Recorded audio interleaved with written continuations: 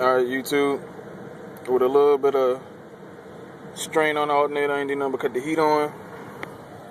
Sitting at 800 RPM. I've been riding on battery power for the last 48 hours, so pretty sure my body need a little bit of charging, but this is where I'm at.